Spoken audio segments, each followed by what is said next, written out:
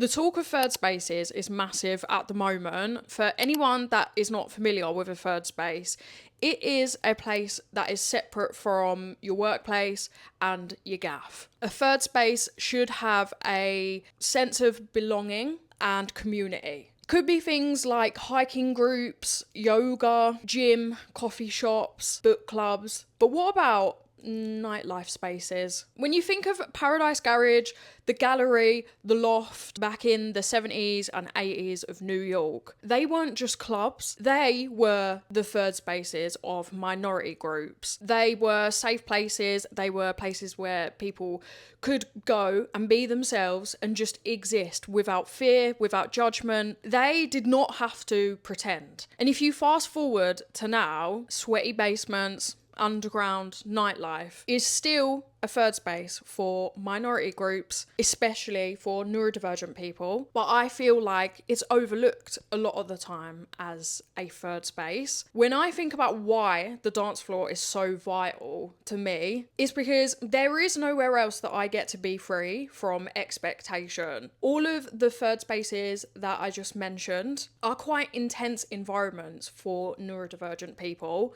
The idea of sitting in a coffee shop with someone, having the person look at you on the opposite side of the table, intense eye contact, like that is a bit hell for me. And I love an overshare. I love to get into all the dirty deeds, but there are some things that I couldn't imagine getting into in a coffee shop. And with run clubs and hiking clubs and yoga, a lot of neurodivergent people don't enjoy to be perceived. We are perceived enough as it is. And so nightlife spaces for me are places where people don't really perceive you. They're just focused on the music, the movement. You might give a little nod of I see you and we're in this together sort of thing, which I love because it's like fleeting moments that you get to decide to be a part of, but everyone is there for the same reason. No one gives a shit if you're different. No one would be able to tell. It's a place where we can go non-verbal without it automatically meaning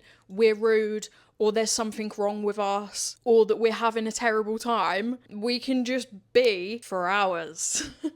Which is my idea of a very nice day out. And for anyone going through some shit at the moment, because as we all know, I am knee deep in survival mode right now. And I actually don't find comfort in talking about the reasons for why all the time. People want to fix things. People want to give you solutions. And sometimes we're just looking for someone to hear us. And being in survival mode leaves you with little to no capacity for anyone or anything else other than keeping yourself alive, for one, making sure that I'm moving my body and using up every bit of remaining energy for building my own work to get myself out of this shit, you know? The dance floor is the only place I don't have to talk about any of this if I don't want to. I don't have to think about it. I'm not consumed by it. It is the third space that I really fucking need right now. And I think people assume that it's a social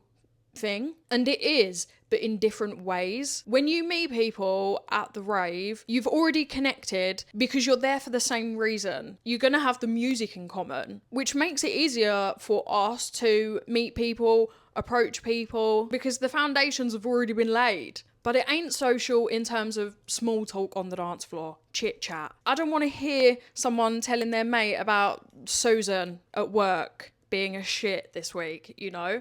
It ain't the same as going to the boozer or a bar.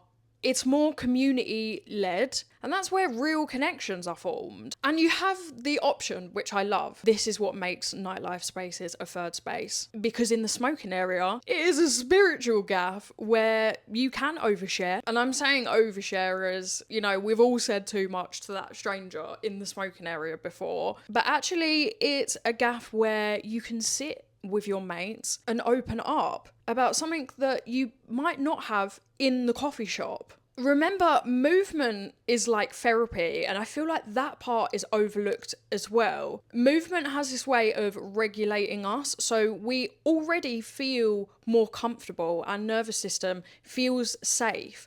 So when we go to the smoking area, we're already in a position where we can have those conversations and feel comfortable sharing. And this is really important for people that do struggle to open up to anyone. It doesn't have to be intense. You can go back and forth to being in flow state, popping purse on the dance floor, and to the smoking area. People assume person goes out. They see person at the rave. Must be okay. Loves to party, loves to get seshy, when actually, have you considered that that might be the only place that they can go to feel free, switch off, escape the week, being perceived, being judged, feeling different? They might have not responded to someone for weeks or months. They're overwhelmed.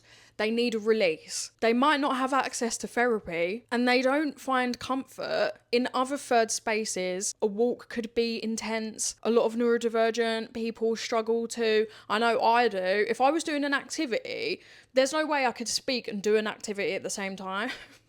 They might feel more comfortable after a couple of hours on the dance floor, not feeling consumed by the shit they were going through this week. You're feeling happy. Then they go out for a smoke and they feel more comfortable opening up. Nightlife spaces, smoking areas, hold space for people to do that. For some people, it's not just going out, getting seshy, oh, they just want to go out all the time, like, why do they keep... No, that might be the only place they feel comfortable to open up and connect with others. The rave is fucking sacred. And dance floors, for me, as a neurodivergent individual, they are non-negotiable. When you think about how these spaces started, they were built by outsiders for somewhere to go, to be together, to have that sense of community, that sense of belonging. They could exist as themselves, open up, have conversations, dance for hours.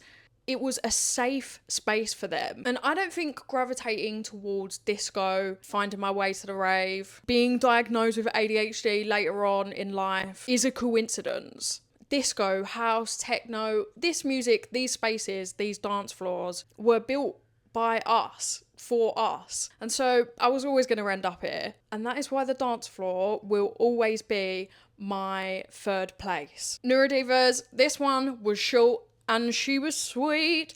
I hope it shed some light on how nightlife spaces are treated in different ways, how we can use them as a third space, not just for going out and getting mash up de gaff, you know what I mean? Because you won't ever catch me in a book club. Let's be real. Come back next week for episode 11. If you would like me to yap about anything, by the way, if you need advice, if you want to know something, you want my perspective on something, let me know. My DMs are always open. She loves being an auntie. Send it my way. Okay, darlings? If you could even just, like, at the very bare minimum, that would help me so much. But if you could subscribe, I am still handing out puppies. Yeah? So if you want one, then subscribe. Thank you. I really appreciate it. See you next week.